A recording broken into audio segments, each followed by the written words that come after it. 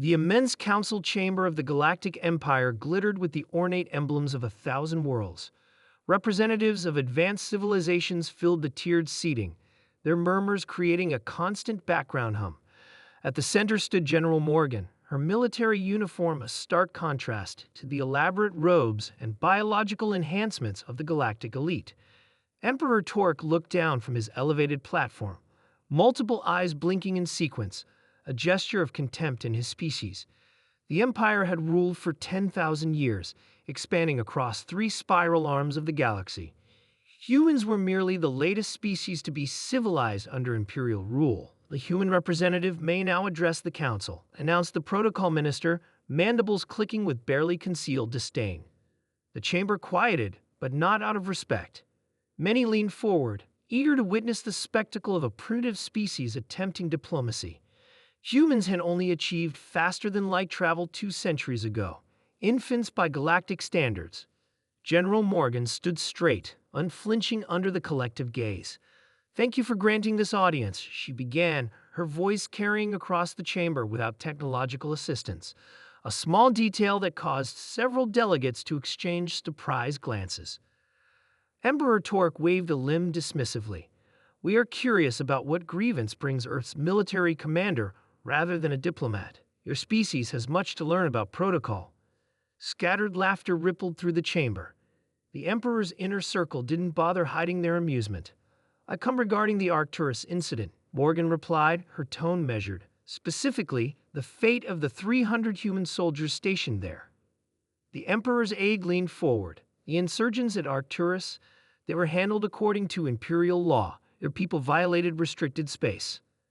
"They were a recognized garrison on a human colony world," Morgan corrected. "A world that was 16 light-years beyond your officially claimed boundary." The Grand Admiral of the Imperial Fleet rose from his seat. "The boundaries expand as the Empire requires. Those humans resisted Imperial authority during a standard annexation procedure."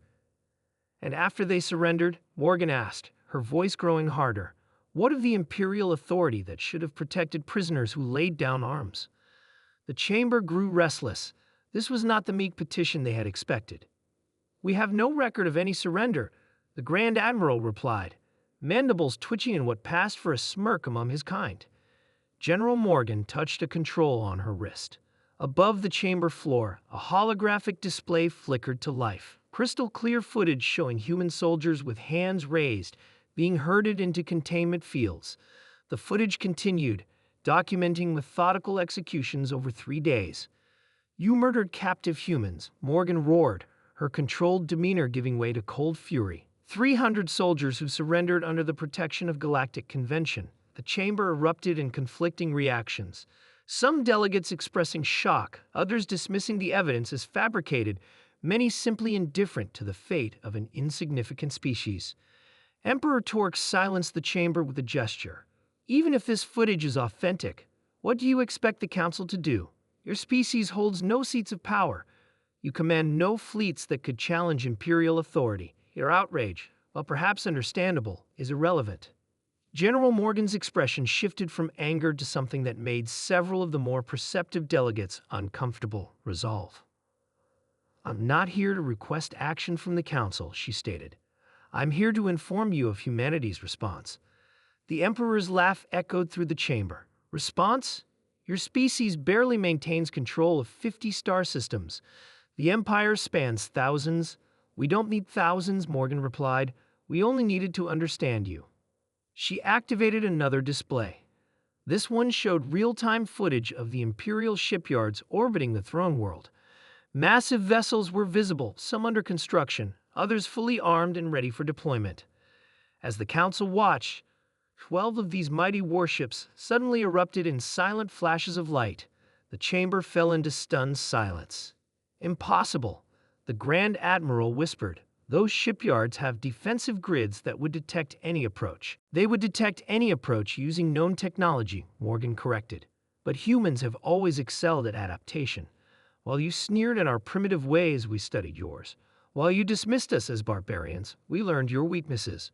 More displays activated, showing similar explosions of strategic facilities across Imperial space. No civilian targets, only military installations. For 10,000 years, the Empire has expanded unchallenged, believing technological superiority equaled invincibility. Morgan continued. You never considered that newer species might think differently, might see patterns and vulnerabilities your ancient civilization has forgotten to guard against. Emperor Torque rose to his full height, rage evident in his posture. This is an act of war. The Empire will crush your worlds to dust. This wasn't war, Morgan replied calmly. This was a demonstration.